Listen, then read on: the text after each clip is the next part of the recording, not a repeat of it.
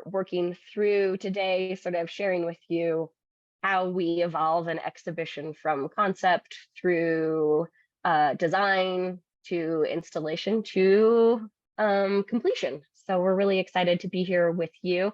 And I guess maybe we'll just sort of wing it for a second until Ariel gets back fully connected with the wonderful PowerPoint presentation. I think really one of the main takeaways is that all of this work is really meant to be truly collaborative. And so we represent sort of a bunch of different areas of this team. So from the curatorial perspective to the exhibition design and preparation to the project planning, and Ariel's role really is to keep all of us moving forward and in time at a good healthy pace and keeping all of us organized. I am so sorry. I am on campus today, and so we are having a bit of bad weather, and I think everything just sort of dropped for me for a second. I am so sorry for just dropping like that. And there now seem to be two of me, which is, but sometimes being in, museum work, it does feel like you're in two places at once. So I'm actually going to try this again, try to reshare. Thank you, Bess, for covering for me. I appreciate that. Yeah. And we can get started on a fun note. How about we do that instead? All right. Okay. Says my screen share is loading. All right.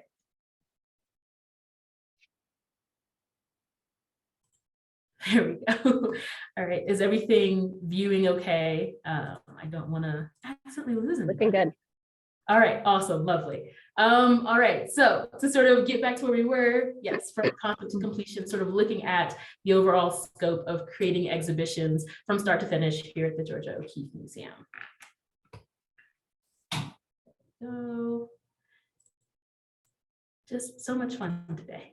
Just starting off on a fun note here. So first, I sort of want to give us a brief overview of sort of where we're going today throughout looking at the exhibition and installation sort of process here at the Georgia O'Keeffe Museum. First, starting off with, I want to explain that at the Georgia O'Keeffe Museum, for our intents and purposes, our exhibition process is intended to be fully customizable depending on each project. So to create opportunities for visitors to sort of engage with Georgia O'Keeffe's art and the art of both living and other artists from her own time, having a planning process that is malleable enough for customization, input, and to allow us to be as ambitious as we'd like is something that we sort of champion here at the Georgia O'Keeffe. So while we do have a sort of set of templates and tasks that we sort of like to use that I will go into a bit later, I did sort of want us to look at it in three different categories, how we sort of break up our process. First, starting with exhibition planning and design is typically going to be your phase one tasks, moving into then production and collaboration as we sort of, work to prepare ourselves and execute for the exhibition, and then the installation process, the actual being in the galleries, being in the exhibition spaces, and putting these shows together and on. So we'll dive right in, and to break it down even further, give you guys some examples of what these processes look like on a larger scale. We'll start first with exhibition planning and design, looking at what it takes to develop an exhibition concept with Bess Murphy. My pride and joy, the project management of a lot of what we get to do. And then the exhibition design, sort of looking at the sketches and the inspiration, and then going into the layout and the mock-ups. This very early steps and processes to what we do here at the Georgia O'Keeffe Museum. Bess, can you sort of tell us more about the concept behind the current reinstallation going on in the main galleries? Absolutely. Thanks, Ariel. So for those of you who might not know, the O'Keeffe Museum is currently closed. There are some galleries that are open sort of temporarily, but we're undertaking a full reinstallation of the museum in Santa Fe. So it's really an exciting opportunity for us to think about how our visitors move through Georgia O'Keeffe's world through our galleries. So it was a really exciting process for us to think about how we can best install our really expansive collection. We have pieces in the collection from her earliest days as a student all the way through to the end of her life. And so part of this process was really looking back to the feedback that we have received from our visitors through our different surveys, through conversations, and thinking about how we could perhaps embrace a clearer chronological journey through Georgia O'Keeffe's life and practice. So some of that is really thinking about how you can enter into the space and feel really immersed in Georgia O'Keeffe's early life. So we've embarked on a few different things. We've tried to have a little bit more of Georgia O'Keeffe herself as an individual, as a person present in the galleries.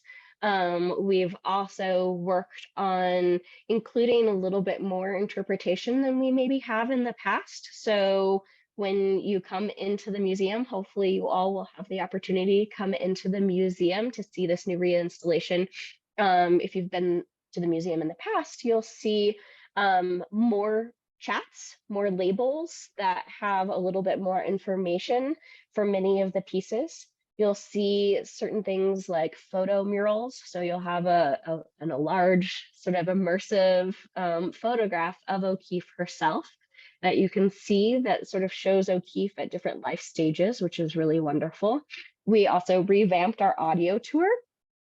So trying to make those maybe a little bit more accessible, not necessarily conversational, although a little bit, but just ways that we can go a little bit deeper into some of the artworks than we might be able to do in a short chat in the gallery, and trying to share with viewers some of the pieces that perhaps they haven't seen.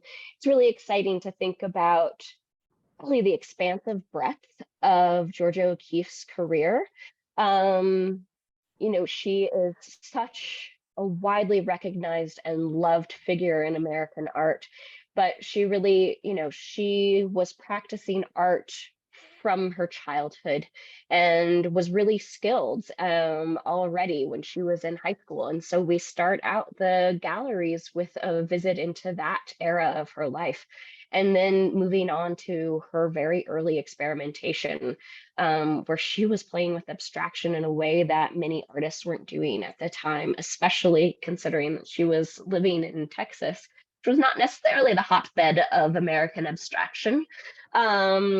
So we're really excited to be able to work on that. And it was really I mentioned this when Ariel got bumped off, super collaborative process.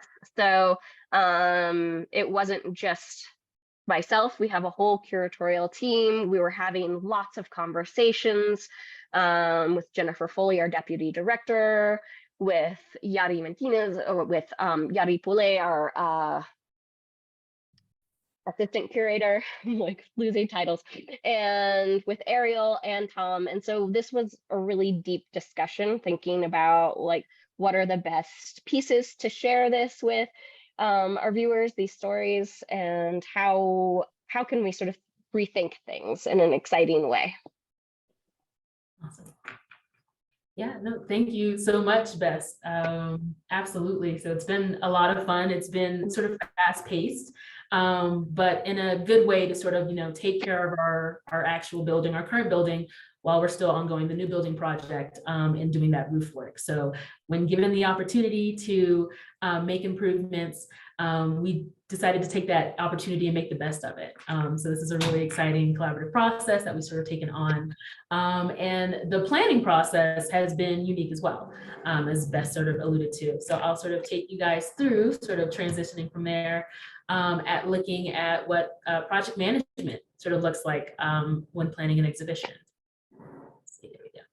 So here on the screen, you guys will all see sort of what is a template of what we currently use to track our exhibition tasks. When it came to the initial planning, as Beth mentioned, sort of looking at not only what works did we have available, what works were readily available, what narratives could be talked about. And so to sort of work on such a truncated timeline, we had to be very intentional in how we went about planning that. But not all exhibitions or installations are necessarily planned that way. At the Georgia O'Keeffe Museum, our ideal process is we try to plan as far as physically possible. For stuff for the new building, for instance, we're looking at about a 3-year schedule. For anything in our current galleries, we're somewhere from about a year to 2 years, or anywhere from about 9 months. I think the quickest turnover we've had for a small exhibition has maybe been 6 or 7 months, which does sound like a lot, but when it comes to sort of working with multiple teams, working your way through the steps in the process, that time is over before you know it.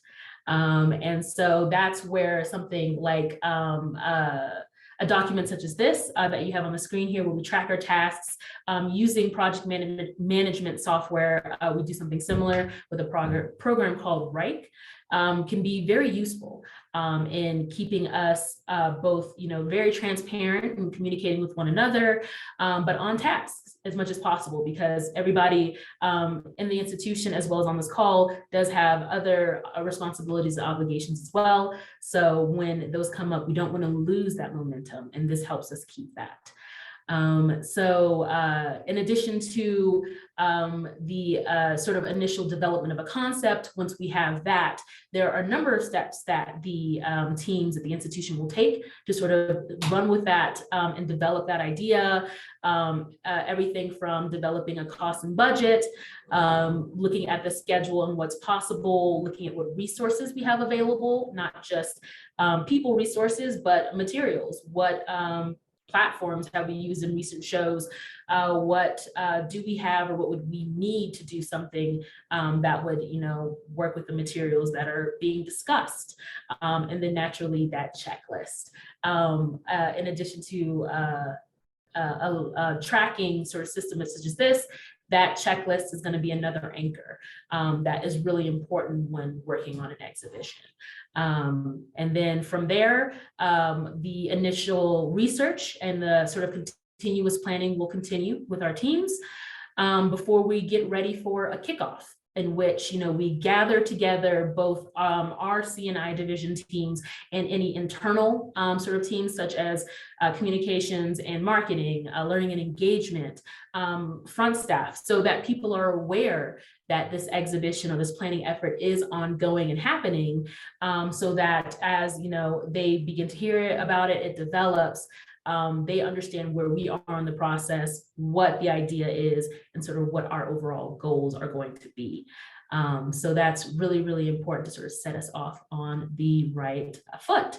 But from those planning efforts, then of course comes exhibition design. And it's one of my favorite aspects of the entire sort of project management of an exhibition, because when you've got your checklist and you've got your idea, it sort of becomes a bit of a chicken or egg situation. What came first, the checklist or the layout? Because one informs the other sort of continuously throughout the process. So I'd love for Tom to sort of walk us through what those initial steps look like in exhibition design. Yeah, thanks, Ariel. Well, I try to get with the curator as soon as I can. I'm sort of always trying to figure out what works might be the most important work to them in the show. I try to figure out where they might want to locate different paintings. And each curator or the team of curators work differently. For the reinstallation, it's been like Ariel said, it's been a very collaborative process. And I think that one started off with people wanting to do a chronological order. And so I was really kind of listening to what they were saying and trying to place works into the model that I've drawn of the museum. That's not always the case in terms of making a life, which is what we're looking at. Some of the preliminary drawings that I developed with Ariel Plotek when he was the curator, and what I got from him and Justina Renzoni works in a similar way, where they would come to me and have drawings on, little thumbnail drawings or something like that. And so with basic placements of the artworks. For me, I particularly with Making a Life, I didn't know a ton about the museum's collection at that point. I was new. And so it was trying to just learn what these objects were, how big they might be, what sort of display was required for them. So once I got Ariel's drawings for Making a Life, I started making these aerial view drawings of the space, trying to just make sure we had enough space where things would be located. From that point, I would sit down with Ariel and we might move some things. We might throw some things out of the show, just, maybe depending on how the curator's feeling about what's in the show. And from this point, I moved toward rendering in the CAD software to be able to look at where things are and change them very quickly. And so between the two drawings that we were just looking at, there were two dresses on the main platform that's at the bottom of the screen on the right side. And one of the things that we find as I start getting involved is we don't have that much space. We may not be able to put two dresses on that same platform, or just functionally, how are we going to draw it and or build it from the drawings? So what's going to work? So I make all these drawings. We go through back and forth. We sit with the other curators as well, and talk about what may work, what might not work. We continuously shift things around. We add things in. We maybe make what would be a photograph that is framed into a mural. And we start to figure out things like what cases we actually have and we would want to reuse, what cases we might want to modify, what kinds of platforms we have, and what kind of platforms we might want to modify as well. So once we go through that, and we kind of nail down everything that we want, I start to draw them in technical detail to try to decide how we might build the platform, so that it's, maybe the most seamless, the easiest to get in. At this point, we don't have a working fabrication facility. That's something that we're putting into the new museum, but at this point, everything gets fabricated offsite by craftsmen that I work with to build. All those things tend to be modifications to cases. They may be the low platforms that we have our dresses on. It may be things like the cases. In the bottom of this drawing, there's a little case where Miss O'Keeffe's hat is. So that case was built specifically for the show. I draw mounts so that we can put our didactics up onto the platforms. I draw mounts that get built to place under the cases to hold all of our labels. So yeah, I think I'm talking a lot. Totally interesting though. And so especially when it comes to some of these really cool designs that Tom will do, I love hearing more about like the inspiration behind some of your design choices. So I'd love, going next, if you could sort of explore some of that inspiration for some of your design choices. Yeah, well, I mean, I have to credit our curator of historic properties, Justina Renzoni, up in Abiquiu, because the first time I think that I was in the Abiquiu house, she was showing me that that black round shape on the left side of the slide, which I've tended to call the push. And basically it's that place where you put your dirty hand, I guess, to push the door open, and it doesn't get marked up like it might at my house.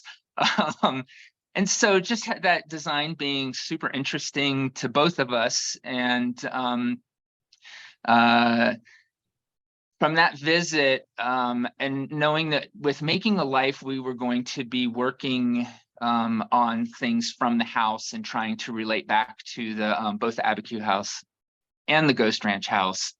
I grabbed that design and started to place it as a way to kind of bracket frame some of the artwork and platforms in Making a Life. And so it became that extended dark brown space that we can see in the photograph on the bottom right of our slide. You know, I mean, because of the modern interesting design work that's going on, in particular for me, the Abiquiu house, it's interesting for me to just kind of move through that space, look at how surfaces might meet, look at the way that she handled the design work in the space. You know, from the kitchen for me is also a really important spot where she has I believe they're Sears cabinets or something that are inset into the adobe walls, and just the sort of composition that's been put together with those white cabinets, maybe with white plaster, and then with a darker tan plaster dividing the wall. Those are the kind of things that really kind of interest me, and try to look at how we can bring some of that into the galleries. Absolutely. Thanks, Tom. And yeah, as an aside from that as well, as you're all looking at these images, I do want to absolutely give credit to Tom as well for how thorough he is in his depictions on what the gallery spaces are going to look like. The level of detail, even going so far as to where you can see the labels and the other interpretive materials, and ways in which we can interlayer those to make them both engaging and attractive, to sort of get the visitor interested in sort of interacting with that information, is really, really interesting. And it ensures that, as we're planning, as we go into the production phase, which is up next, that we have all of our bases covered. So taking all those levels of, or layers of inspiration, creativity, and intentionality is really evident in all of the models that Tom makes. So it's always really interesting to look at. So thanks, Tom. Thank you. Am I? So next we'll start looking at phase 2, the production and collaboration tasks.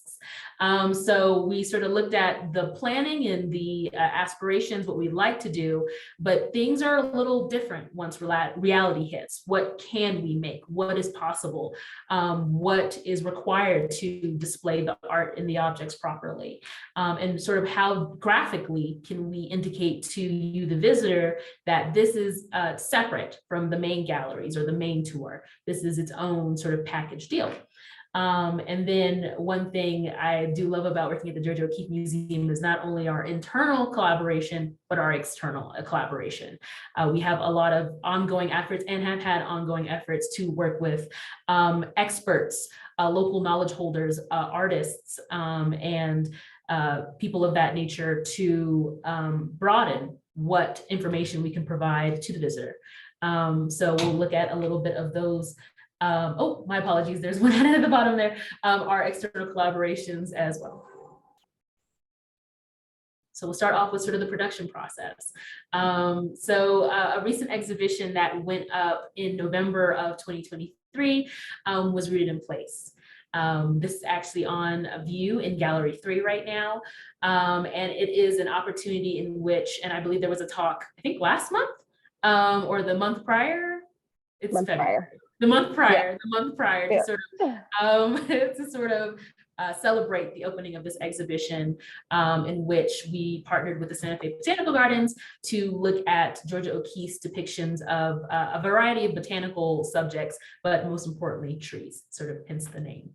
And so in looking at what our design and our drawings were going to be, how could we translate that and start producing the materials to do so? So Tom, can you sort of talk to us about like what it is to fabricate these items to display art, fine art, and objects? Yeah. Well, I mean, some of the stuff we do is about accessibility. We want people to be able to, everybody to be able to see and enjoy the work.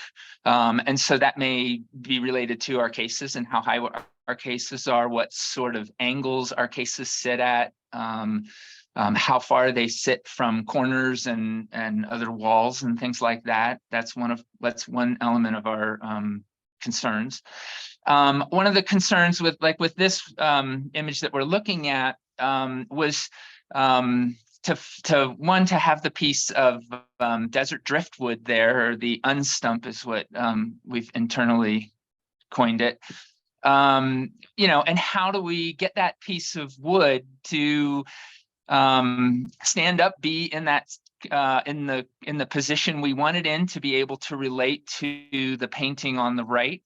For that, the first thing I think that occurred with that was we went into what we called the bone room, where we kept some of the objects, archival objects from Miss O'Keeffe's collection. And we, I think there was probably 4 or 5 of us in that room while we're trying to kind of understand the position of that piece of desert driftwood in relationship to the painting on the wall. And so it takes a lot of looking at it and sort of telling it to tilt it left, tilt it right, twist it toward me, twist it away from me, to try to get it to match up to that painting as best we could. From that, we took multiple pictures. I think I got pictures from about 3 or 4 of my colleagues saying, this is what it looked like when you did that. And I, give that then to a mount maker who, somebody who generally is brazing or tapping and screwing things together to be able to hold the object without damaging the object, make sure that it's stable in case somebody were to bump into the platform or something like that. And so we get a collaborator to do that, somebody who's always doing that kind of work, to be able to pad it out and clamp it into place and be able to keep it safe. We take those, that's one of the concerns with the objects. Sometimes we use mounts like for books that we already have around. And then in terms of cases, we have fabricated cases using, generally I have a fabricator that I go to with plans, and he comes back with the object built correctly. At times I will prototype the surfaces or techniques a little bit before I hand it over to the fabricator, so that he's really just kind of following the plan rather than having to try to develop something over a long period of time. We try to develop that internally and then pass it over to them. But we use fabricators for woodwork. We use them for metal work. We use them for plastic work. So any of the bonnets or vitrines that we put on top of our cases, they may be fabricated specifically for us as well.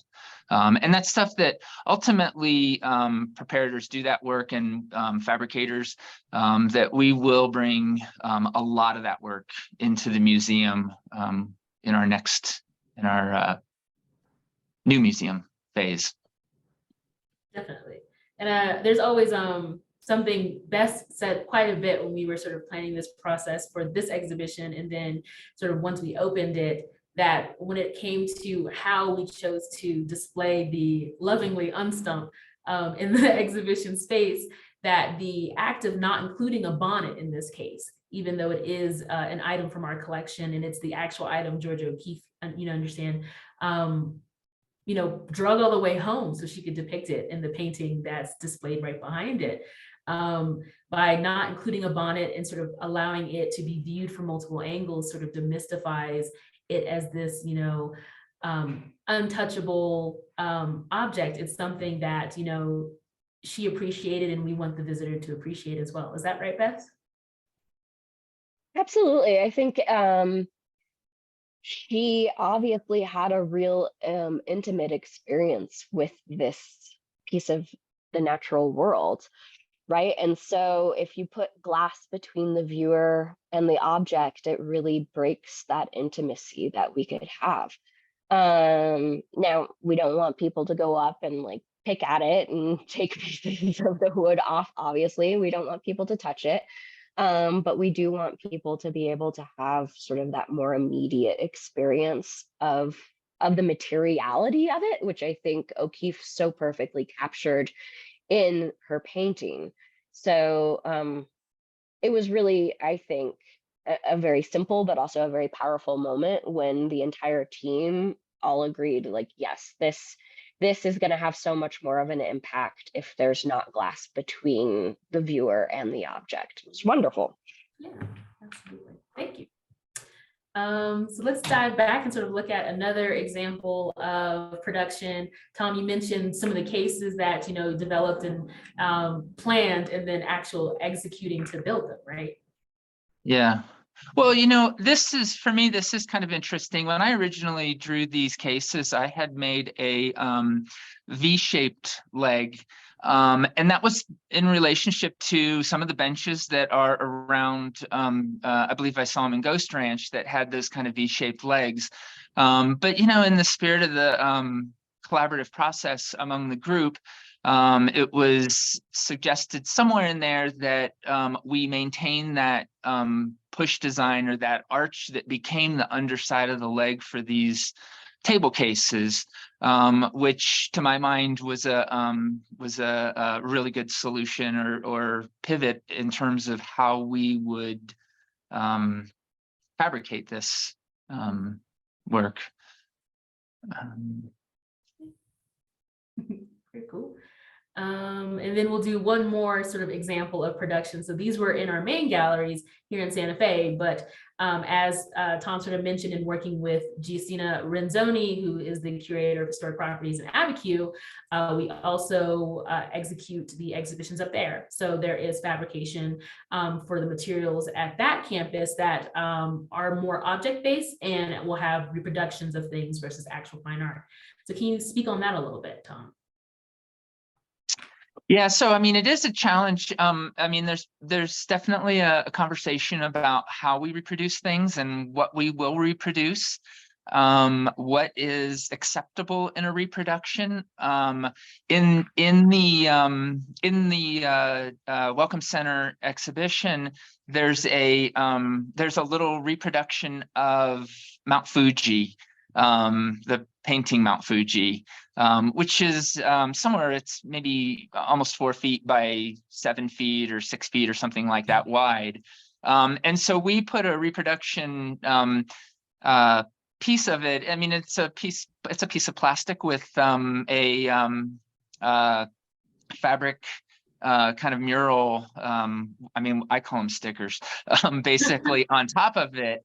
And, it was really powerful to see it. It doesn't quite look like the exact painting. I'm sure if we put them together, we'd probably find some amount of differences, but it was something that I think all of us responded to and thought was really well done.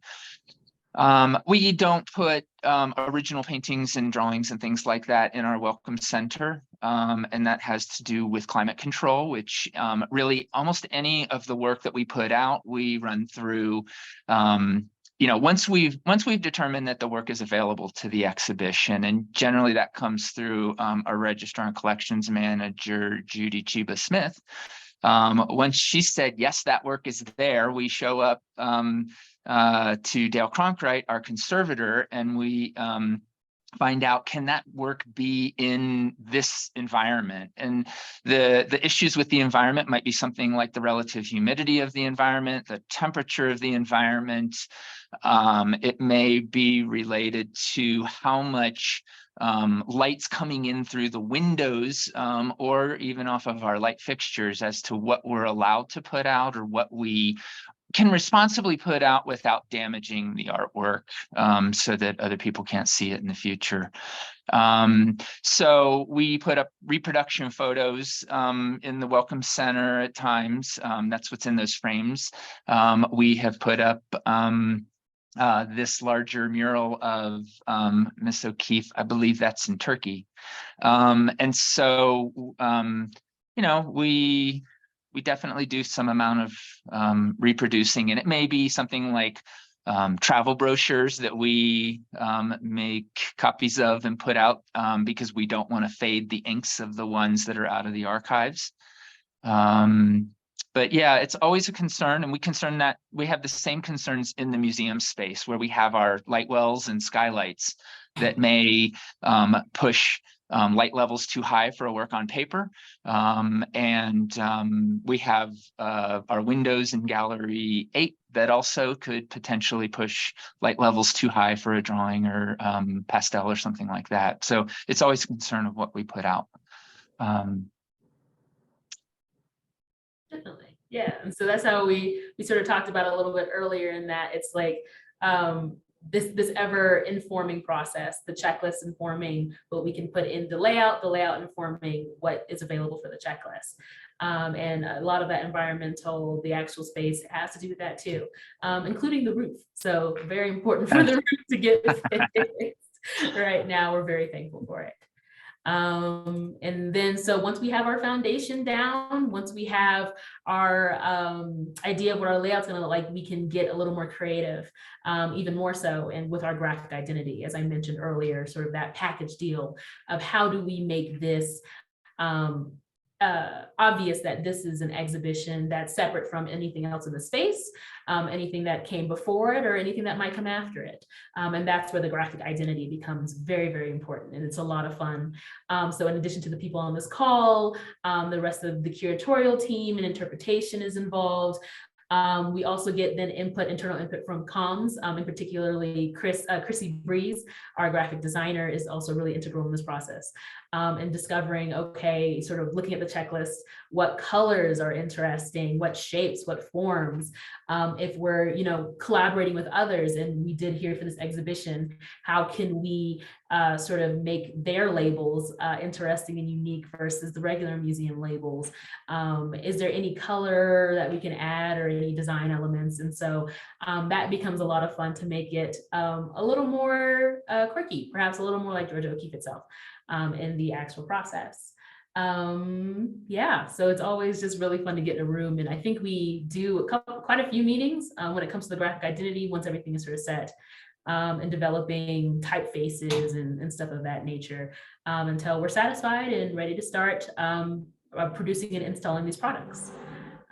Did I miss anything in regards to the graphic identity? No, I don't think so. I think, some of the stuff, when it comes to that, like sometimes I come in when I'm designing and I might drop a color in into my design. It may be that once that color's dropped in, I remember with Rooted in Place, I think it was Bess came in and took off of some green that I had, which was a very different green, and made some suggestions and sort of put us on a path of finding the darker kind of teal green that we have on the wall at this point. But again, that's part of our collaborative process, and certainly goes into that, what we come up with and match up with Chrissy. Absolutely. And so of anything, yeah, collaboration is what we do. It's what we're good at. And as sort of talked about here, that external collaboration. And since it's still up and we're very excited about it, love this exhibition, the Santa Fe Botanical Gardens were gracious to partner with us when doing this exhibition. We had 3 members from their team, Linda Churchill, Christina Salvador, and Christy Collins, who all provided content both for our labels, for our website, for our audio tour, and for some of our programming.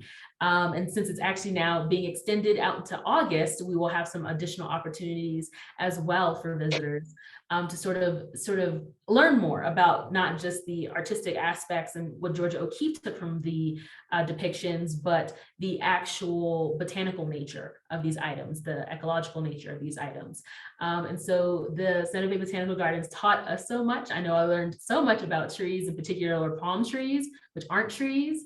I was told if you can hit it with your car and it sort of fights back, it's a tree. So I guess I can take down a palm tree. We'll see. I'm not going to try. I don't have that kind of insurance, but all the same.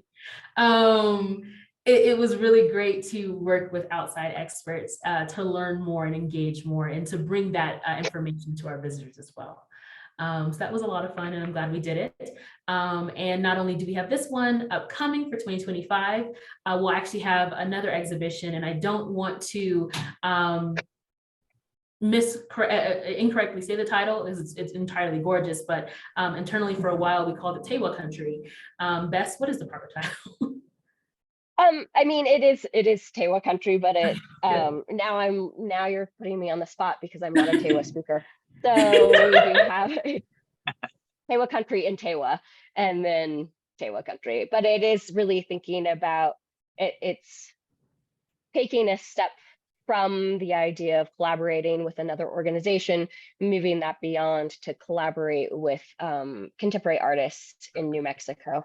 So we're working with a co-curator. I'm working with a co-curator, Jason Garcia from Santa Clara Pueblo, and then a larger group of Tewa artists, knowledge bearers, and historians, archaeologists. So it's a really wonderful and exciting, deep collaboration that's spanning a couple of years of work. So we're really excited about that project too. Really cool. Thank you, Bess. I appreciate it. You're on the spot. That's my bad. No, I think I'm in like cold haze, so not at my sharpest today, but doing my best. Absolutely. Thank you. Okay, so then I'm sure what you've all been waiting for, the last phase of everything, the actual installation of our exhibitions and installations. So there are 3 aspects we'd love to tell you more about, because when it really comes down to it, as much planning as you can do on paper, all the meetings, things can change in the moment once you're in the space. We do a lot of our planning actually in the space, but once you've taken down all of the art that was up there before, all of the didactics, you might learn new things, you might see new things. And so we have to be adaptable and flexible and still really enjoy that process and the planning that goes with it. So we'll sort of talk about that planning versus reality, the act of the pivot, trademark pending, and then sort of our internal and external teamwork. Tom, listen. So when looking at planning versus reality, I've sort of included a screenshot here of what I'll build an internal install schedule for an exhibition or installation. For the various types of shows that we'll put on, if it's something that's small, perhaps in Gallery 3, or we also do things in the Research Center downstairs. Those shows are always so much fun and engaging. That install process can sort of probably be anywhere from 2 to 3 days. If it's a larger show, like what we're doing in the main galleries now for 2024, that's a bit unique, or Making a Life, that could be about 5 to 7 days or up to 2 weeks. Or as well as for the Welcome Center, those are typically going to be about 5 days as well. So building a schedule like this, where we sort of break down day by day, sort of what we're going to tackle, what can be expected, and which staff or any external contractors in those situations will be involved, is really helpful in everybody staying on task, not getting in each other's way. And if there are any questions, concerns, or something happens, we have a way in which to sort of track where people were at and what was going on day by day.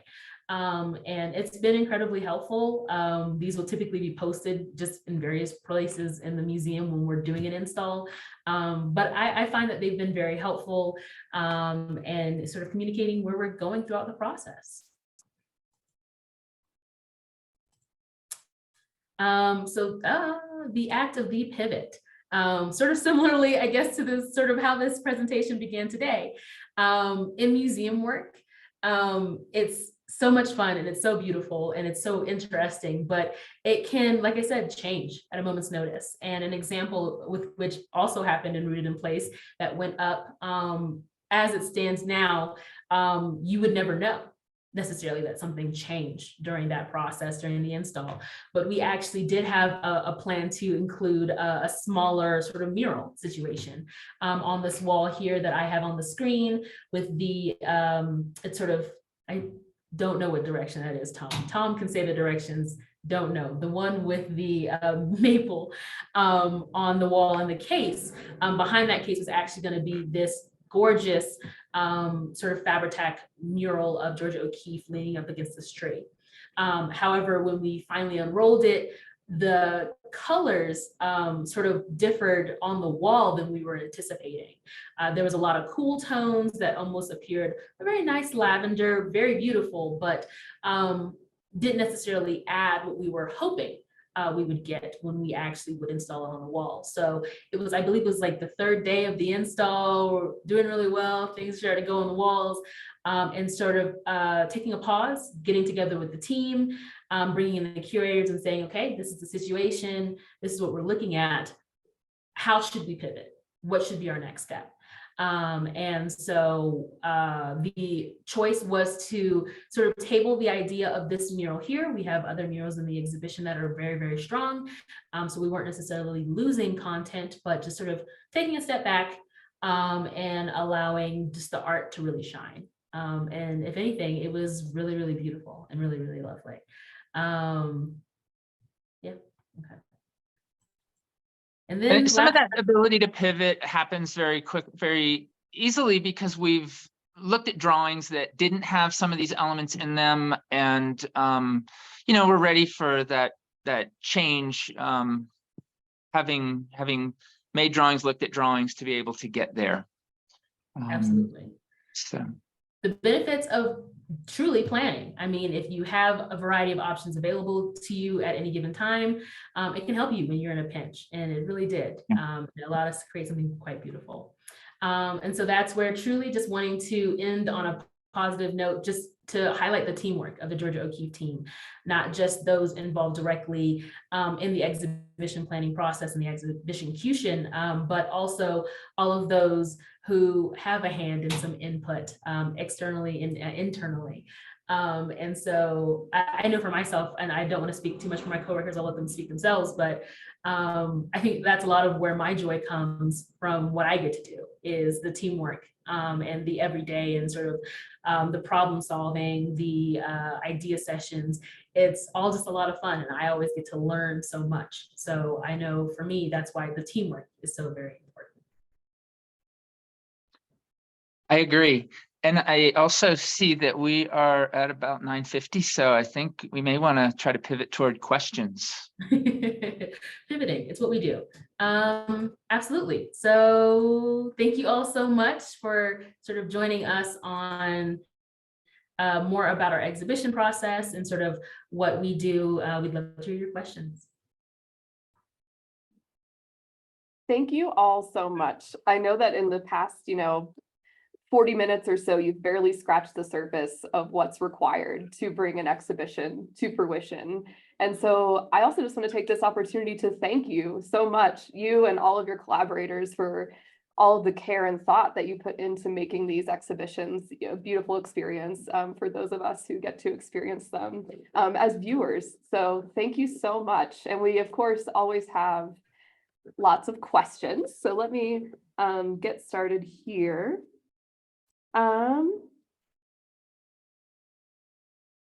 Gosh, there's so many. They all come in so quickly at the end. But let's start with this. This is a great question from Cheryl. Would we, as the museum, ever consider doing a tour of an exhibition that explains what was just discussed here as a part of a tour, pointing out things that went into the design process, the kind of behind the scenes? Do we think that would be a good tour theme for future programs? That's a great idea. I feel like having that insight and that behind the scenes sort of experience would be really exciting for not just the visitors, but for our team as well. Thanks. That's a Yeah. great Yeah, I suggestion. agree. And I also, I think that there was an exhibition where it was about the frames, where there were a variety of different frames and framing solutions that Ms. O'Keefe for her work has been exhibited with. And so it's kind of related. We've had a couple folks who are interested in asking you, Tom, what the software is that you use when you render the drawings. SketchUp Pro. We did have a program that was it was called Ortelia, and that's what I was first given when I showed up. It wasn't quite as versatile. You couldn't kind of get outside of the box very easily, where SketchUp is a pretty simple program to get outside of the box and do the kinds of drawings you need to do. Thank you. We have another question about new technologies. Does 3D printing have any place in exhibition design right now or in the future? I think in the future it does, and certainly, I mean, it's possible that a 3D printed object showed up in one of the exhibitions. As far as the easily accessed 3D printing, the ABS plastic in general, the ABS plastic could possibly become a component of the mounts, but probably it's maybe not quite strong enough yet, or I haven't seen it used yet for a mount that, but not to say it hasn't been, it probably has. Excellent. We have a question from Philip, a great question. The word interpretation has been used a lot throughout today's talk. Would someone mind diving in a little bit about what that means in the museum field? Like, what does interpretation refer to in the exhibit planning process? Absolutely. That's a great question. I'm glad you asked it because I'm also a part of the interpretation team here at the O'Keefe. And interpretation, it regards the narrative any exhibition or any of our art might have. So there's so much history and provenance behind any of the objects in our collection or anything that we have on loan or anything that we display.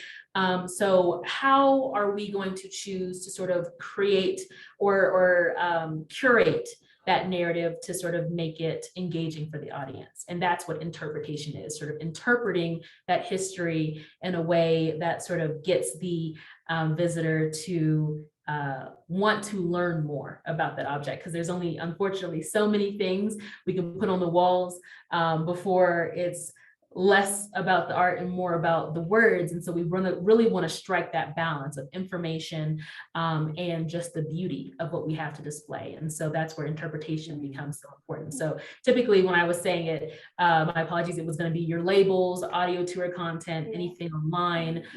It's where we've taken that research from the curatorial team and sort of made it into something that can be enjoyed by everybody else.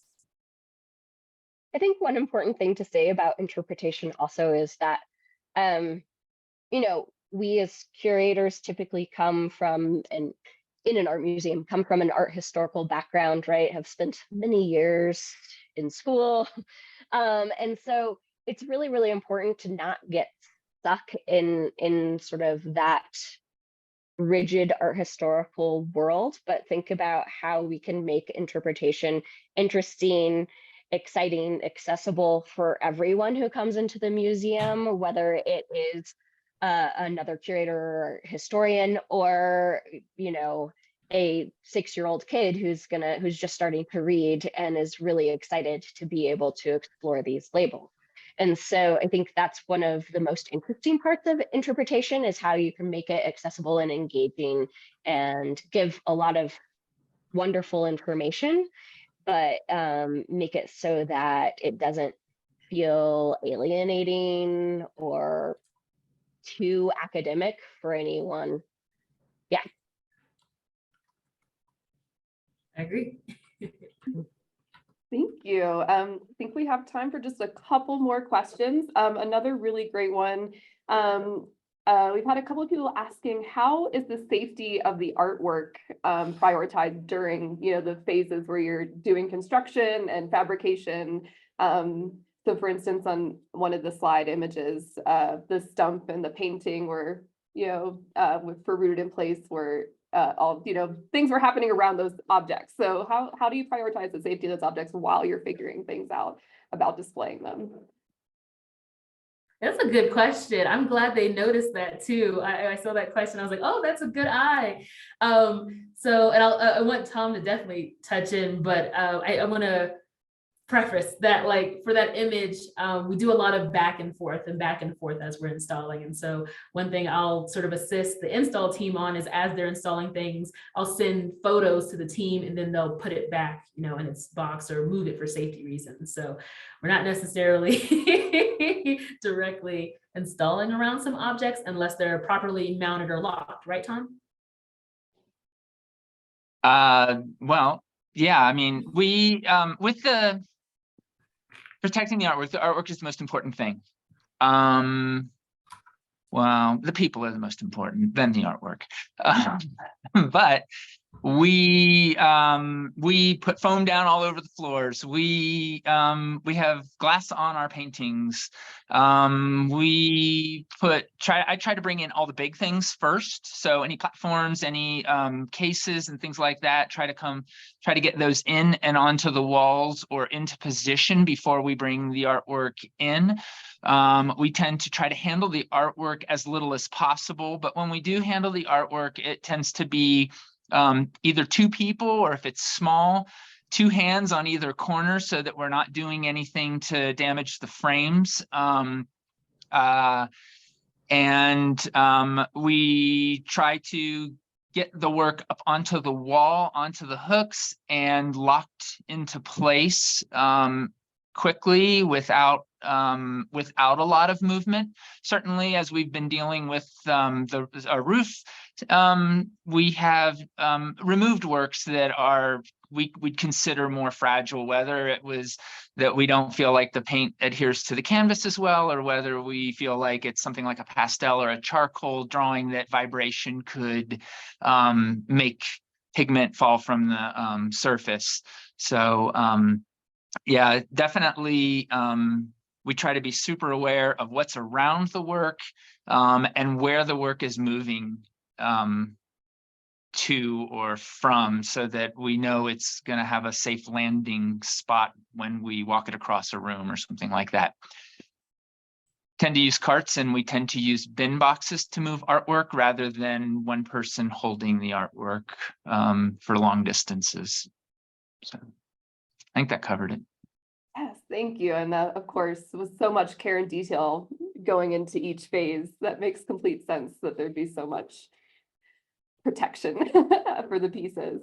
I think we have time for one more quick question, which would be a really nice one to end on. If each of you would just share very briefly what your favorite exhibition to be involved in at the O'Keeffe Museum has been so far, or maybe one aspect of the exhibitions you discussed that's been something that's been a favorite experience for you. I don't have favorites. I've really enjoyed Making a Life, Rooted in Place, around the world with O'Keeffe, and I'm really enjoying what's going on right now with the new exhibition that will open at the end of March, beginning of April at the Welcome Center. And I think it's because they're more extensive. Lots of objects to make or follow. No, I agree. As you can tell, he's a good father. That was a really good answer. I have no favorites. No, but I agree with that sentiment. It's always just been so much fun. I think my favorite aspect is, gosh, right at towards the end of the install, actually, when Tom, and so we also have another preparator on staff, Brandon Kuhn, has sort of finished up getting all of the art locked and on the walls. The didactics are there, and it's sort of probably that evening before we open or that next morning, we're doing final checks. Visitors haven't necessarily seen it yet, and it's sort of quiet and peaceful, and sort of seeing that new exhibition up is always like my favorite thing to do. So just walk around and enjoy it. and sort of selfishly knowing that I'm the first visitor who gets to sort of see and tour the gallery is always a favorite of mine. I'm the newest team member on this Zoom, so I actually haven't been as involved with as many exhibitions as Ariel and Tom. Rooted in Place was really the first exhibition that I got to be fully immersed in the process.